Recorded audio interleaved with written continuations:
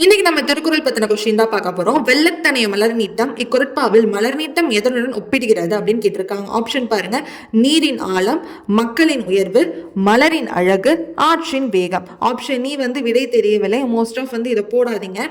இதுக்கான கரெக்டான ஆன்சர் மலர் நீட்டம் அப்படிங்கறத எதனோட ஒப்பிடுகிறதுன்னு பார்த்தோம்னா மக்களோட உயர்வுல தாங்க ஒப்பிடுகிறது. ஸோ இதுக்கான கரெக்டான answer option B. Next question பாருங்க.